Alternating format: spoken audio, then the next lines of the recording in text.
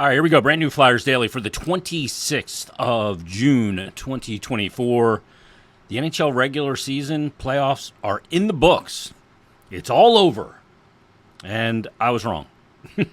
I predicted that the Edmonton Oilers would win Game 7. It was the Florida Panthers, so congratulations to the Florida Panthers on winning their first Stanley Cup. Couple of former Flyers in on that action. Sergei Bobrovsky, obviously. Anthony Stolarz. Nick Cousins as well. So congrats to all the players involved. Every year watching the Cup final and watching it handed out it's bittersweet because it's great to see the elation that comes from players that win it, especially ones that win it for the first time, and ones that had to wait a period of time to do that as well. Coaches as well, like Paul Maurice is a great story. Not seeing your team lift it is difficult, and the other part of it is that it does signal that the off season is here. There's no hockey tonight. There's no hockey tomorrow night. There's no hockey the next night. There's not going to be hockey until preseason late in September and regular season into October. And here we sit very late in June. It's not that long of an off season, but for me, it feels like an eternity. So I'm counting down the days already to another season. I can't wait. And I know a lot of other people are because of what has taken place the last couple of days regarding Matvei Michkov. Now, there's been kind of embers of fire and smoke around this for, I think, about 4 or 5 weeks at this point, that we heard of maybe his contract being terminated and all of that went with it. Well, it is officially terminated. And Matvei Michkov is coming over to play in the NHL. Like Bill and I kind of couched it on Monday's episode, saying, well, nothing's really done until it's done. So, you always want to be a little careful. But Danny Briere, Flyers general manager, yesterday issued this statement. He said the Philadelphia Flyers were informed earlier today, this is yesterday, that Matvei Michkov's release from his KHL contract with SKA Hockey Club. We are certainly excited to learn of this news and look forward to reconnecting with Matvei's representatives in the coming days. And additionally, we are appreciative of SKA St. Petersburg for allowing Matvei Michkov to pursue his dream of playing in the NHL. They called it a compassionate release. He lost his father last year, and his father was a big driving force for Matvei to see him play in the NHL. And whether that compassionate release is sincere, I don't know. But what I do know is the Flyers have one hell of a player coming over.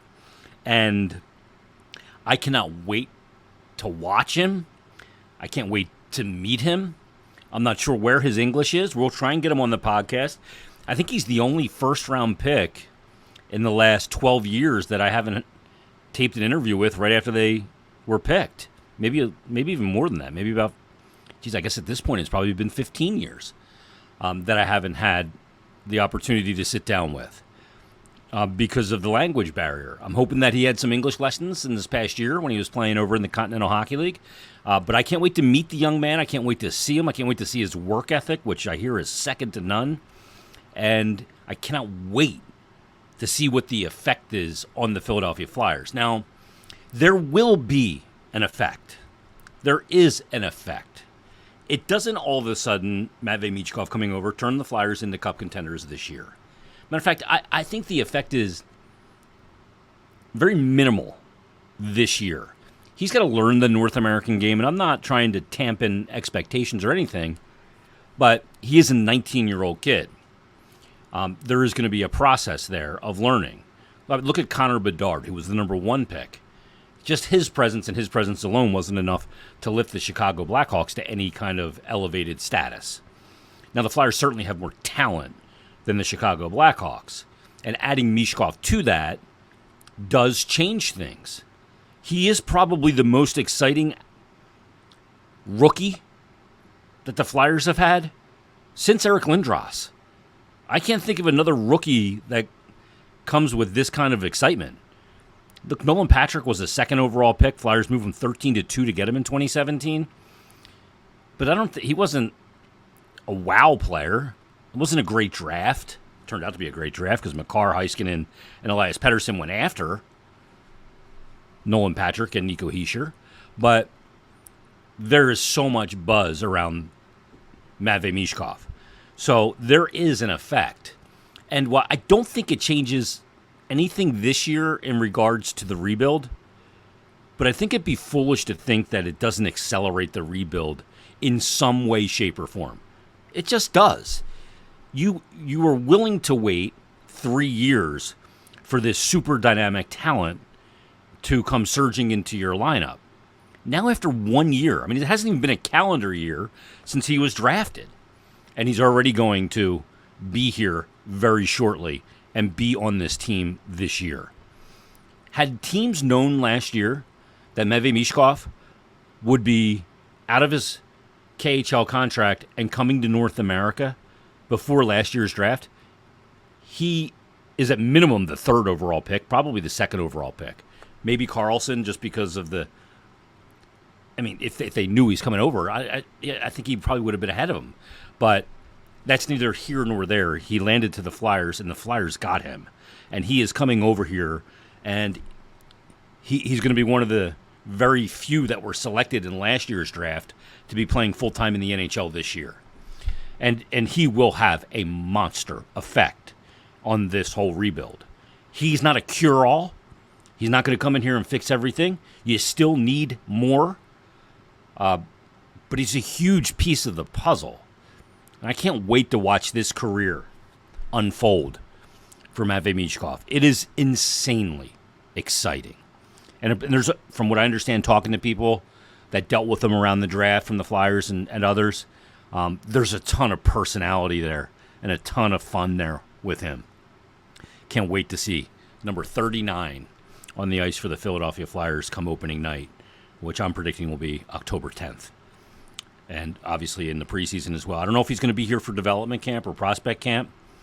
This whole notion that he needs a visa for that, I think, is probably not the case, considering many players have come to prospect camp without a visa, including Ivan Fedotov many years ago, 2015, I think.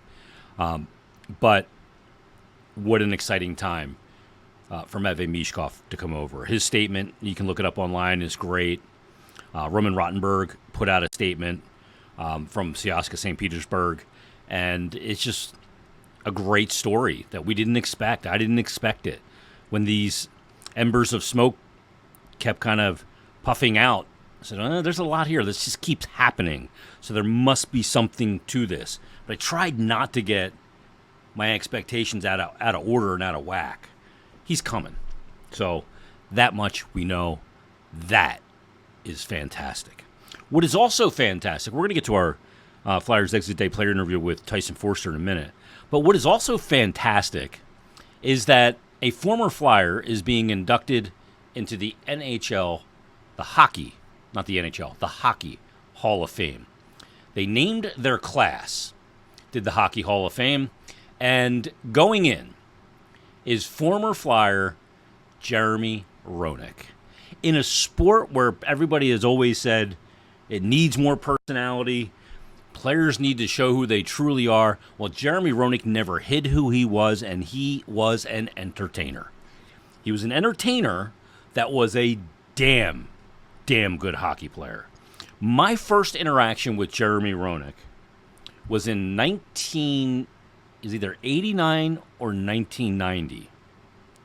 He was playing on a team in the Quebec Major Junior League. He was playing for the Hull Olympique. And I had a buddy that played on that team with him. Matter of fact, my buddy was his roommate.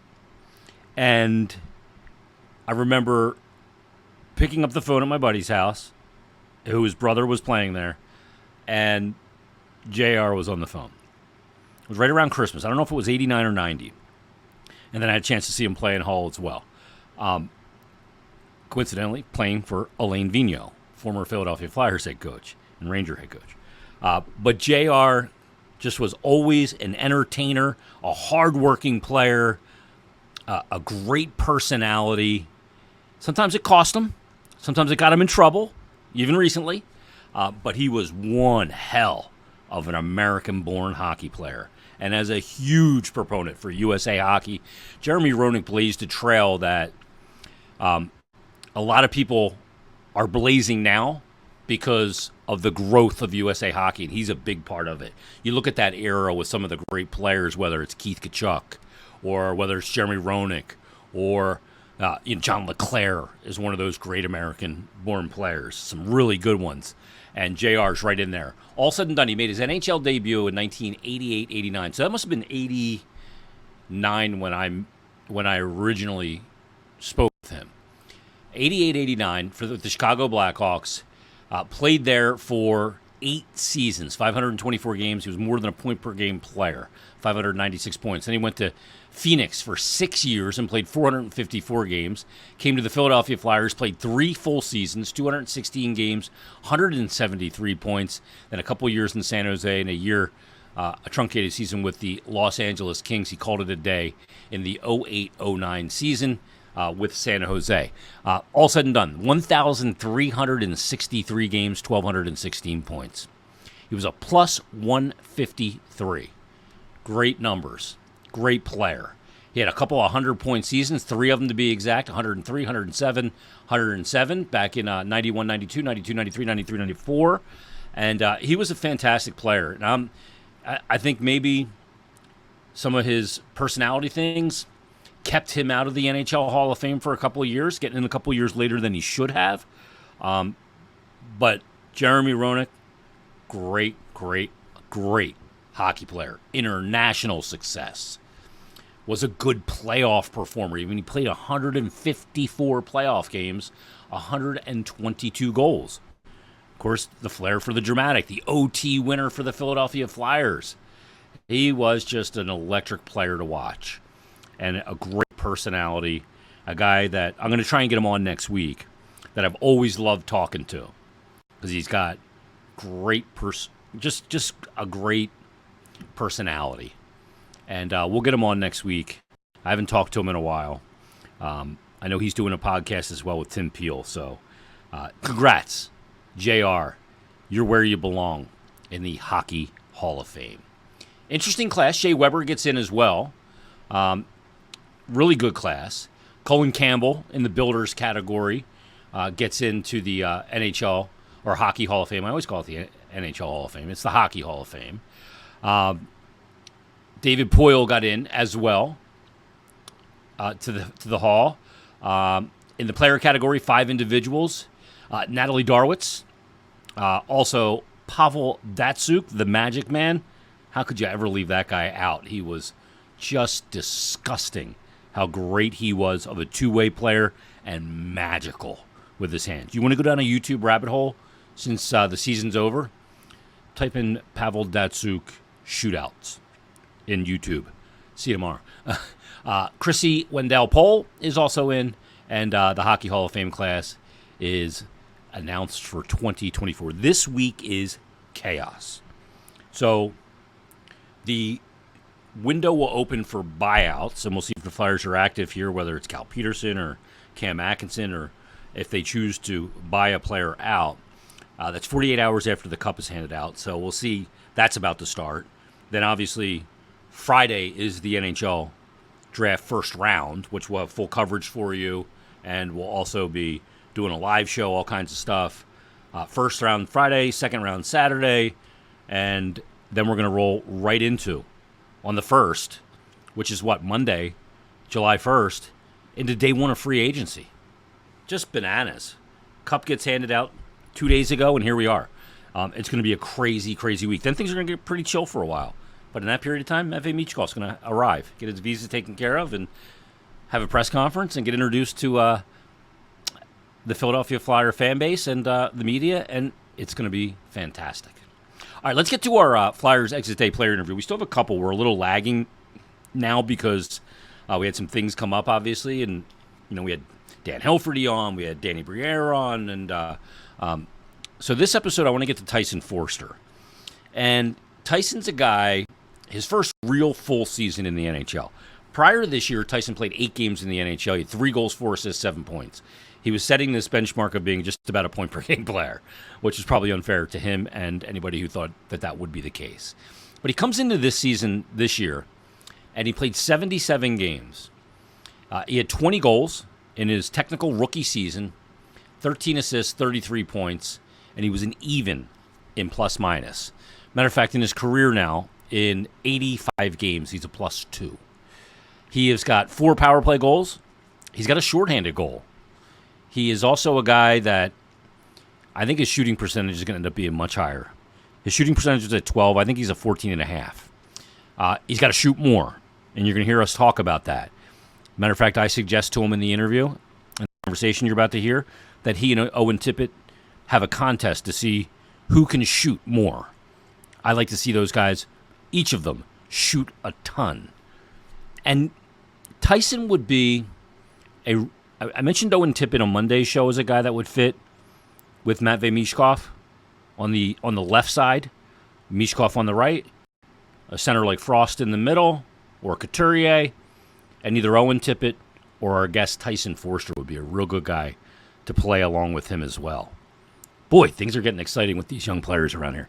So let's get to our conversation with Flyers forward Tyson Forster. It is Flyers Daily on exit day as the Flyers offseason begins. After all 82 meant something, we're with Flyers forward Tyson Forster. Tice, how are you? Pretty good. Still a bit upset, but pretty good. To have it end in what just feels like such a sudden fashion. It's better than it kind of ending over a period of time because you're out of it, but it doesn't make it any easier to process, does it? No, I mean, Joel was saying that last year when they were out with like 15 games left, it was just hard on them, and he said this year was a lot better for sure. It's like death by 1,000 cuts. Yeah. And this year, you get to game 82, but it also gives you a taste like, okay, that game in November, that game in February, that could be the difference, right? Yeah, for sure. I mean, and even seeing Washington celebrate after, because they obviously clinched last night, so that's devastating for sure. Tyson, your technical rookie year, you get to 20 goals. How do you feel like your season went as you went along? I know early on, maybe you weren't scoring, but boy, you were being celebrated by your coach for the other areas of the game, your awareness, your 200-foot play, board battles, and those things. How do you kind of self-assess your season at this moment? Which may be unfair for me to ask, but no, I think maybe it was a bit inconsistent at times, just off the offensive perspective of it. But I think overall it was pretty good. I mean, I didn't score for like the first 20 games or something, so just say I get a couple in there, maybe get to 25 goals, So that's just how I'm looking at it. There's always room to improve, and just a little bit more consistency going into next year. Let me ask you this, because I think one of the most impressive things about your season is that you didn't score the first 20 games of the year. That seems odd to say, but you didn't let it affect the other parts of your game. How did you do that? Because you were a guy that scored at every level prior to this.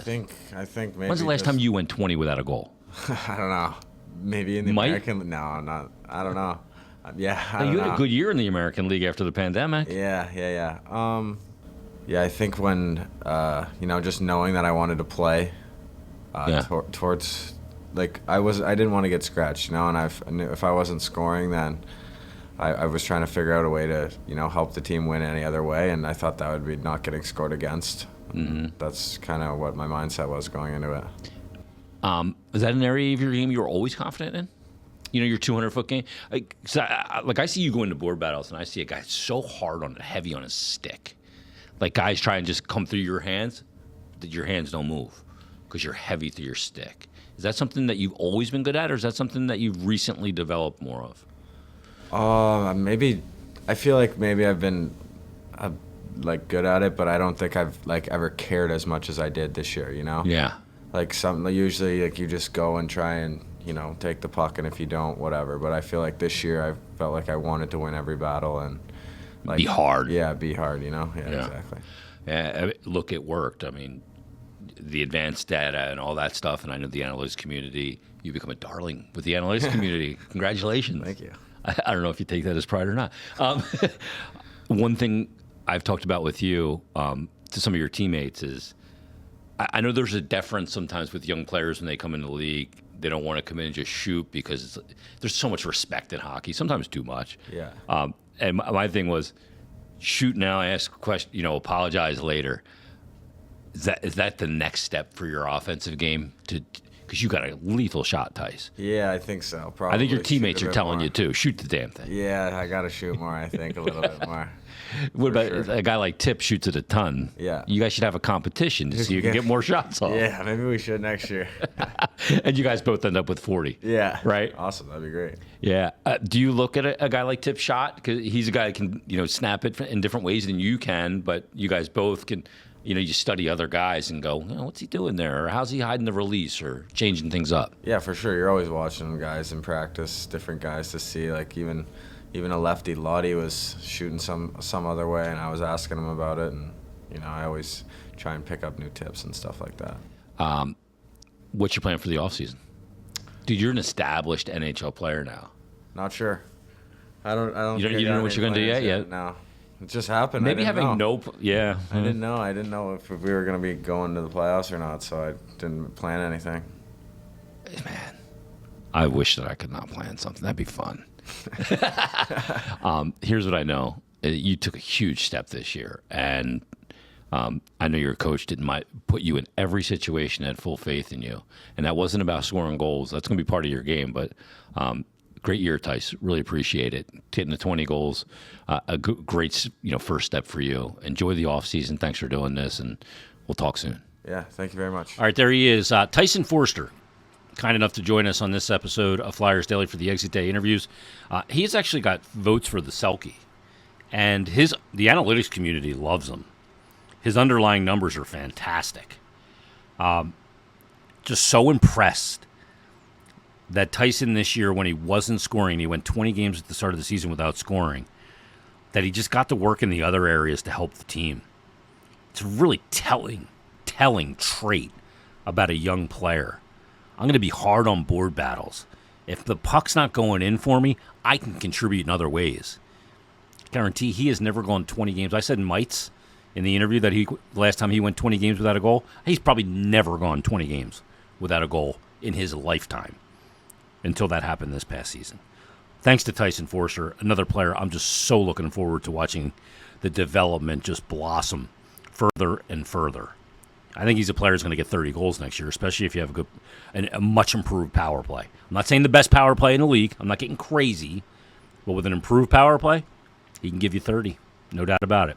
All right, everybody, that's another episode of Flyers Daily. We'll be back Friday on Draft Day. Join us then for a brand new Flyers Daily.